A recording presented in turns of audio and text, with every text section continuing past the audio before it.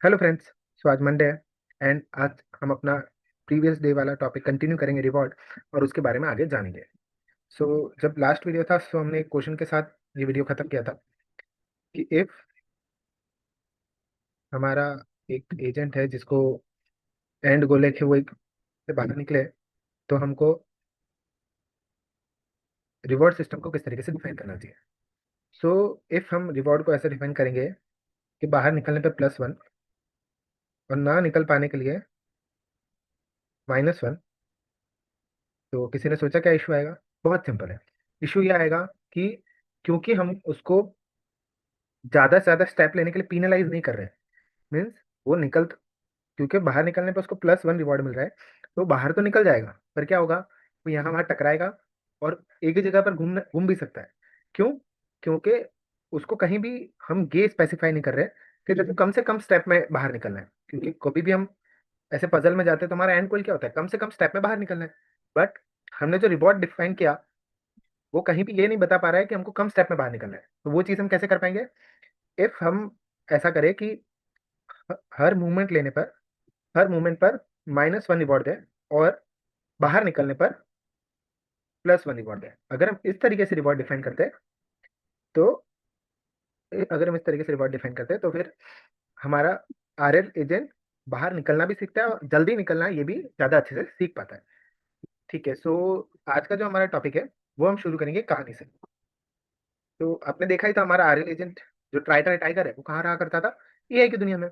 But ये उस समय की कहानी है जब हमारा ट्राई ट्राई टाइगर हमारी ही दुनिया में घूमने आया था। बट जब वो आया तो उसे पता चला कि वो इस फॉर्म में तो नहीं घूम सकता। तो उसने एक ह्यूमन का फॉर्म लिया और वो घूमने निकला। और जब वो घूम रहा था तो उससे कुछ अंडे मिले, और अंडे सोच के, आपको तो पता है वो ट्राई ट्राई टाइगर है, उसके दिमाग में आया कि मैं खा लूं। बट उसकी बत्ती जली और उससे एक और चीज दिमाग में आई। देखते वो क्या दो चीजें थी जो उसके दिमाग में आई। तो पहला तो उसने सोचा कि मैं इसका ऑमलेट बना के खा लेता हूँ और मजा आ जाएगा, एकदम मस्त टेस्ट आएगा। और वहीं उसका जो दूसरा ऐसा था प्लान था, ये काम करता हूँ, ये अंडों को मैं अभी थोड़ा संभाल के रखूंगा, फिर इनसे और मुर्गे पैदा होंगे और मुर्गा मुर्गी को ब्रीड करा के मैं फिर और अंडे कर लूंगा, और ऐसे ऐसे करके मेरे पास बहुत पैसा हो जाएगा और मैं अमीर हो जाऊंगा। तो आप देख ही पा रहे हो कि या तो +20 रिवॉर्ड इमीडिएट खा के +20 रिवॉर्ड पर फोकस करे, या फिर +200 रिवॉर्ड पर। तो हमारा RL एजेंट कुछ भी चूज कर सकता है कि अगर वो फ्यूचर रिवॉर्ड पे जाता है तो वो कैसा वर्क करेगा कि आज के दिन तो -5 रिवॉर्ड मिलेगा। क्यों? क्योंकि उसको खाने नहीं मिला। बट विद टाइम ये रिवॉर्ड ऐड होता रहेगा, और इन फ्यूचर वो अंडे बेचकर क्या कर सकता है? बहुत सारे पैसे कमा सकता है।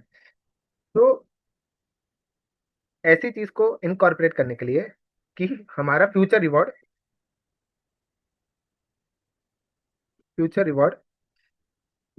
को हम टोटल कैसे काउंट करेंगे। तो हमारा टोटल फ्यूचर रिवॉर्ड कैसे काउंट कर सकते हैं हम? अगर किसी चीज का टोटल करना है तो हम कैसे करते हैं? बहुत सिंपल। हमारा आज का जो रिवॉर्ड है -5, प्लस 7 दिन बाद का रिवॉर्ड क्या है? 50, प्लस 60 डेज बाद का रिवॉर्ड क्या है? 200, और 61 डे से रिवॉर्ड क्या है? +Day each day.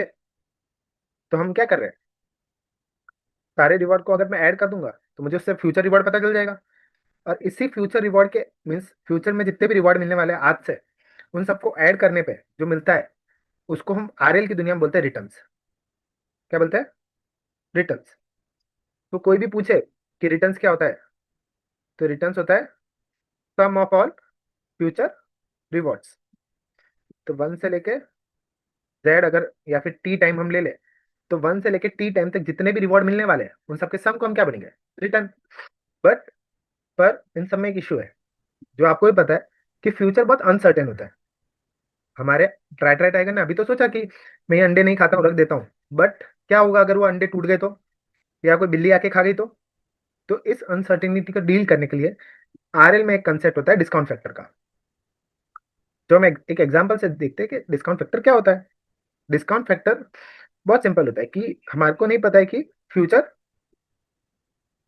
कैसा होगा। इस फ्यूचर की अनसर्टेनिटी को किसी तरीके से तो डील करना पड़ेगा। इस अनसर्टेनिटी को डील करते हैं हम डिस्काउंट फैक्टर की मदद से। हम एक नॉर्मल एग्जांपल के साथ देखते हैं कि डिस्काउंट फैक्टर क्या होता है। जो, आप एक चीज बताओ, आप आज 1,000 रुपये लेना चाहोगे या फिर आज से 1 साल बाद 1,500 रुपये लेना चाहोगे? हम्म, बहुत सिंपल है। आप क्या चूज करोगे? तो हमारे पास ऑप्शन ए है 1,000 टुडे, और बी है 1,500 आफ्टर 1 ईयर। आप क्या चूज करेंगे? तो आपको ही पता है कि जो 1 साल बाद 1,500 रुपये की वैल्यू है, 1 साल बाद जो 1,500 रुपीज की वैल्यू है, और आज जो 1,500 की वैल्यू है, वो सेम नहीं होगी। क्यों नहीं होगी सेम? क्योंकि आज और इस पूरे समय में क्या आ सकता है? इन्फ्लेशन आ सकता है, महंगाई बढ़ सकती है, और आप सबको पता है कि महंगाई तो हमेशा बढ़ती रहती है। सो ये जो इशू है कि इन फ्यूचर तो जो 1,500 रुपये की वैल्यू है, ये वैल्यू आज सेम तो नहीं रहेगी। अगर सेम नहीं रहेगी तो कितनी होगी? तो ये डिपेंड करता है कि आप फ्यूचर को किस तरीके से देखते हो। इफ आप ऐसा सोचते हो कि जनरली तो फ्यूचर अच्छा ही रहना चाहिए, हमारा इंडिया तो ग्रो ही कर रहा है, ग्रो करता रहेगा एंड ऑल, तो हम सोच सकते हैं कि जो 1,500 रुपये है उसमें हम डिस्काउंट फैक्टर 0.9 रख सकते हैं। क्यों? क्योंकि हम फ्यूचर कैसा देख रहे हैं? ब्राइट। तो हमारा जो आंसर आएगा वो 1,300 कुछ आएगा, 1,300 प्लस आएगा। बट इफ हम ऐसा देखते हैं कि अ, नहीं नहीं, अभी तो चाइना वगैरह अच्छा ग्रोथ कर रहा है, यूएस भी हम पे टैरिफ लगा रहा है, और 2000 अगले साल तो दुनिया भी खत्म हो सकती है। तो मैं तो बहुत अनसर्टेन हूँ फ्यूचर को लेकर। तो इफ आप ऐसा हो तो आप डिस्काउंट फैक्टर 0.5 ही रखो। तो इसका आंसर कितना आएगा? 750 आसपास।